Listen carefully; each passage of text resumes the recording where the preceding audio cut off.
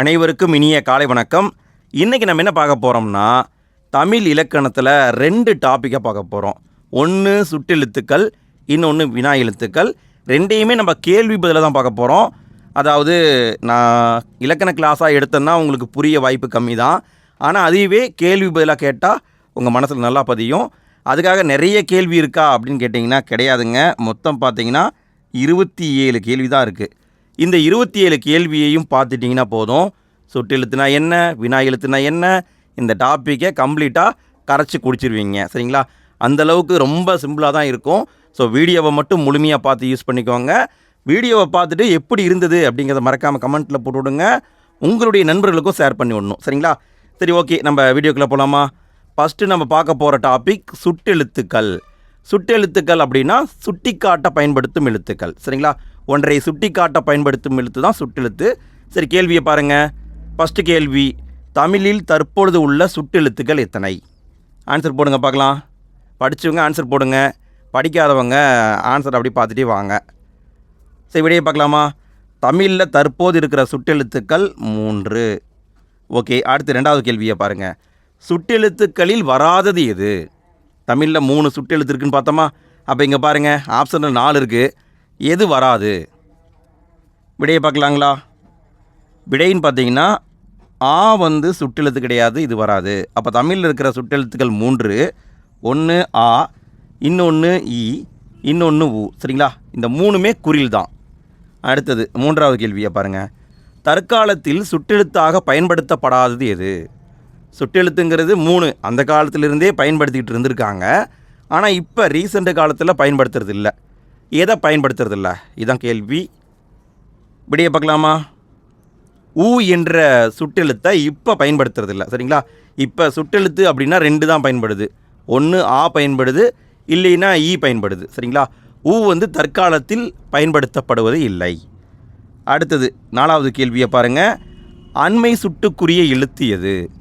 அதாவது சுட்டெழுத்துலேயே அண்மை சுட்டெழுத்து, சேய்மை சுட்டெழுத்துன்னு இருக்குது. அது என்னங்கிறத நம்ம சொல்லணும். விடையை பார்க்கலாங்களா? அண்மை சுட்டுக்குரிய எழுத்து ஈ. அண்மை சுட்டெழுத்துன்னா பக்கத்தில் இருக்கிறத சுட்டி காட்டுறது. இவன், இந்த வீடு, இந்த புத்தகம், இந்த மைக்கு அப்படின்னு பக்கத்தில் இருக்கிறத சுட்டி காட்டுறோம் இல்லைங்களா? அண்மைன்னா பக்கம்னு அர்த்தம். ஸோ பக்கத்தில் இருக்கிறத சுட்டி காட்ட பயன்படுத்தும் எழுத்து அண்மை சுட்டு. இதுக்கான விடை ஈ.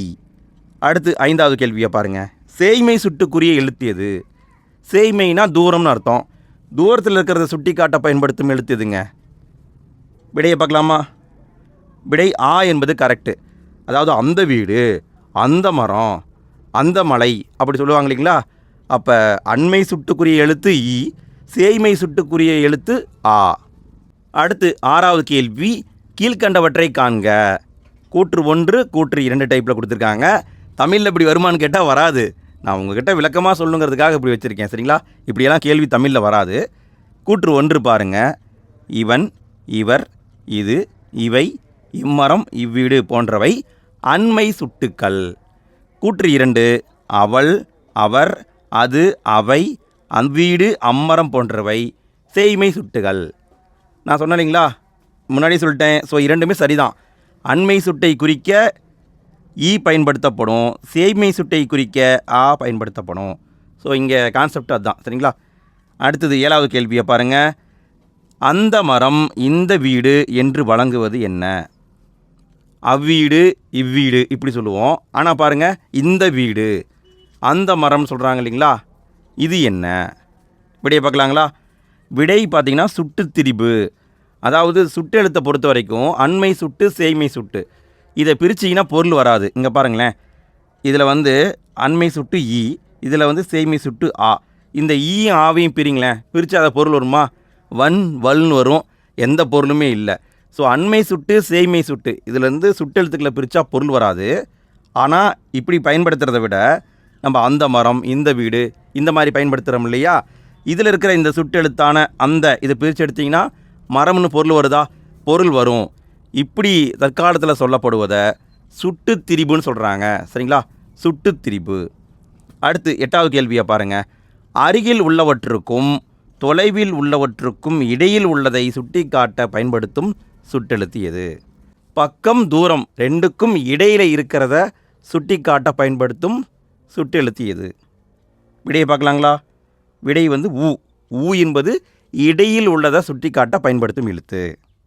அடுத்து 9வது கேள்வி, உது உவன் என்பன என்ன? உது உவன் நம்ம இப்போ தான் பார்த்தோம். இது வந்து பார்த்திங்கன்னா இடைச்சுட்டு, சரிங்களா? இடையில் உள்ளதை சுட்டி காட்ட பயன்படுத்துகிறது தான் உது உவன். அடுத்து 10வது கேள்வியை பாருங்கள். இந்த கேள்வியெல்லாம் பார்த்திங்கன்னா பழைய சமச்சீர் புத்தகம் 6ஆம் வகுப்பில் இருக்குது, சரிங்களா? இதனுடைய பொருளையும் கேட்கலாம். 10வது கேள்வி, உதுக்கான் என்பதன் பொருள் என்ன? உதுக்கான் என்பதன் பொருள் என்ன? இதுக்கான பொருள் சற்று தொலைவில் பார்னு அர்த்தம். இது பார்த்திங்கன்னா இடைச்சுட்டு, சற்று தொலைவில் பார் அப்படின்னு அர்த்தம். அடுத்து 11வது கேள்வியை பாருங்கள். உப்பக்கம் என்பதன் பொருள் என்ன? உப்பக்கம், இதையும் கேட்கலாம். இதுக்கான விடை முதுகு பக்கம். உப்பக்கம்னா முதுகு பக்கம். அடுத்து 12வது கேள்வி, உம்பர் என்பதன் பொருள் என்ன? உம்பர் என்பதன் பொருள் என்ன? இதுக்கான விடை உம்பர் அப்படின்னா மேலேன்னு அர்த்தம், சரிங்களா? அடுத்து 13வது கேள்வி, இங்கு உள்ள மலர்களில் பூக்கள் அழகாக பூத்துள்ளது. இந்த தொடரில் வந்திருக்கிறது என்ன? கண்டுபிடிங்க பார்க்கலாம். இங்கு உள்ள மலர்களில் பூக்கள் அழகாக பூத்துள்ளது. இதில் என்ன சுட்டு வந்திருக்கு? விடையை பார்க்கலாங்களா? விடை வந்து அண்மை சுட்டு வந்திருக்கு. ஈ அப்படிங்கிறது அண்மை சுட்டு. இங்கே இருக்கிறத சுட்டி காட்டுறோம். அண்மைனா பக்கம், ஸோ அண்மை சுட்டு வந்திருக்கு. அடுத்து 14வது கேள்வியை பாருங்கள். அந்த வழியாக சென்றால் காட்டை அடையலாம். அந்த வழியாக சென்றால் காட்டை அடையலாம். இந்த தொடரில் வந்திருக்கிறது என்ன? விடையை பார்க்கலாங்களா? விடை சுட்டு திரிபு வந்திருக்கு. இதை பிரித்தாலும் வழி அப்படிங்கிற பொருள் இருக்குது. ஸோ இதில் சுட்டு திரிபு வந்திருக்கு. அடுத்து 15வது கேள்வியை பாருங்கள். அவ்விடத்தில் அருவி அழகாக கொட்டும். இந்த தொடரில் வந்திருக்கிறது என்ன? அவ்விடம். விடையை பார்க்கலாங்களா? இது சேய்மை சுட்டு. ஆ என்பது சேய்மை சுட்டுக்கு வரும், சரிங்களா? அடுத்து 16வது கேள்வி, என் வீடு டேஸில் உள்ளது. இங்கே என்ன சொல் வருங்க? என் வீடு அங்கே உள்ளது. இதுதான் கரெக்டு. 17வது கேள்வி, தம்பி இடைவெளி விட்டுருக்காங்க, வா. இங்கே என்ன சொல் வரும்? விடையை பார்க்கலாங்களா? தம்பி இங்கே வா. தம்பி இங்கே வா. அடுத்து நம்ம பார்க்க போகிறது வினா எழுத்துக்கள், சரிங்களா? வினா எழுத்துக்களை பொறுத்த வரைக்கும் நம்ம முக்கியமானதை மட்டும் பார்த்தா போதும். ஒவ்வொரு கேள்வியாக பார்க்கலாமா? 18வது கேள்வியை பாருங்கள். தமிழில் உள்ள வினா எழுத்துக்கள் எத்தனை? தமிழில் மொத்தம் எத்தனை வினா எழுத்துக்கள் இருக்குது? இதுதான் கேள்வி. விடையை பார்க்கலாங்களா? தமிழில் மொத்தம் 5 வினா எழுத்துக்கள் இருக்குது. வினா எழுத்துக்கள் 5 இருக்குது. அடுத்து 19வது கேள்வியை பாருங்கள். வினா எழுத்துக்களுள் பொருந்தாதது எது? 5 வினா எழுத்து இருக்குதுன்னு பார்த்தோம். ஆனால் இங்கே பார்த்தா 6 கொடுத்துருக்காங்க. ஸோ எது வினா எழுத்து இல்லை? இதை நீங்கள் கண்டுபிடிக்கணும். விடையை பார்க்கலாங்களா? விடை ஆ வந்து வராதுங்க. இது வினா எழுத்து கிடையாது. ஏ, யா, ஆ, ஓ, ஏ இதெல்லாம் பார்த்திங்கன்னா வினா எழுத்துக்கள். இந்த வினா எழுத்துக்களை பொறுத்த வரைக்கும் எல்லாமே வந்து எல்லா இடத்துலையும் வருமானு கேட்டால் வராது. சில வினா எழுத்துக்கள் சொல்லுக்கு முன்னாடி வரும். சில வினா எழுத்துக்கள் சொல்லுக்கு பின்னாடி தான் வரும்.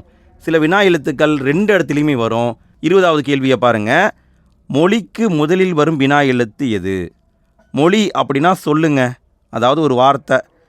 ஒரு வார்த்தைக்கு முதல்ல வரக்கூடிய வினா எழுத்து எது? விடையை பார்க்கலாங்களா? விடை ஏ, யா. எங்கு, யாருக்கு, இதெல்லாம் பார்த்தீங்கன்னா ஏ, யா வந்து முன்னாடி வரக்கூடிய, அதாவது வினா எழுத்துக்கள் முன்னாடி வரக்கூடிய சொற்கள். அடுத்து 21வது கேள்வியை பாருங்கள். மொழியின் இறுதியில் வரும் வினா எழுத்துக்கள் யாவை? சொல்லுக்கு பின்னாடி வினா எழுத்துக்கள் வரும். அது என்னங்கிறத கேட்குறாங்க. விடையை பார்க்கலாங்களா? விடை ஆ, ஓ வருங்க. எது முன்னாடி வரும், எது பின்னாடி வரும், இதை நல்லா பார்த்துக்கோங்க ஃப்ரெண்ட்ஸ், கேட்க சான்ஸ் இருக்குது. அடுத்து 22வது கேள்வி. மொழியின் முதலிலும் இறுதியிலும் வரும் வினா எழுத்து எது? ஃபஸ்ட்டும் வரும், கடைசியாகவும் வரும். அப்படி வரக்கூடிய வினா எழுத்து எது? விடையை பார்க்கலாங்களா? விடை ஏ என்பது கரெக்டு. ஏன், எங்கு, எப்படி இதில் பார்த்தீங்கன்னா முன்னாடி வரும். அவனே இந்த மாதிரியெல்லாம் வரதில் வந்து பின்னாடி வரும், சரிங்களா? ஸோ 2 இடத்துலையும் வரக்கூடிய எழுத்துன்னு பார்த்தா ஒரே ஒரு எழுத்து தான், ஏங்கிற எழுத்து மட்டும்தான் வரும். அடுத்து 23வது கேள்வியை பாருங்கள். கீழ்கண்ட கூற்றுகளை காண்க. கூற்று 1, கூற்று 2 டைப்பில் கொடுத்துருக்காங்க. இப்படி எக்ஸாம்பிள் வருமானு கேட்டால் வராது, நான் விளக்கத்துக்காக வச்சுருக்கேன். எது, யார், ஏன் ஆகியவை அகவினாக்கள் ஆகும். அவனோ வருவானோ ஆகியவை புறவினாக்கள் ஆகும். இங்கே விடைன்னு பார்த்தீங்கன்னா 2மே சரிதான். அகவினா புறவினா அப்படின்னா, அகவினானா நம்ம முன்னாடியே பார்த்தோம் இல்லைங்களா, அகச்சுட்டு புறச்சுட்டுன்னு, அதே கான்செப்ட் தான். இந்த வினா எழுத்துக்களை தனியாக பிரித்து எடுத்தால் அதுக்கு பொருளே இருக்காது. இங்கே பாருங்கள், எதுங்கிறதுல ஏவை எடுத்துட்டிங்கன்னா தூக்கு ஏதாவது அர்த்தம் இருக்கா, இல்லை. அதே மாதிரி இங்கே பாருங்கள், அவனோவில் இருக்கிற ஓ அப்படி எடுத்துட்டிங்கன்னா அவன் அப்படிங்கிறது மட்டும் வரும். சரிங்களா? அடுத்தது 24வது கேள்வி. நீர் டேஸ் தேங்கி இருக்கிறது. இங்கே என்ன வினா எழுத்து வருங்க? விடையை பார்க்கலாமா?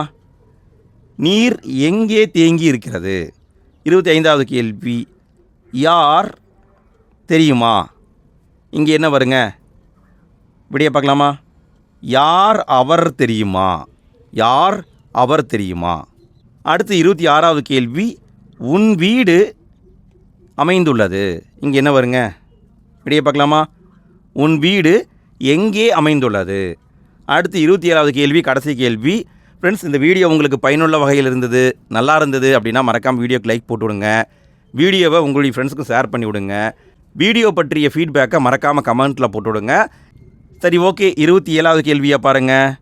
வினா கேட்க மட்டும் பயன்படாமல் அழுத்தம் கொடுத்து சொல்லவும் பயன்படும் எழுத்து எது.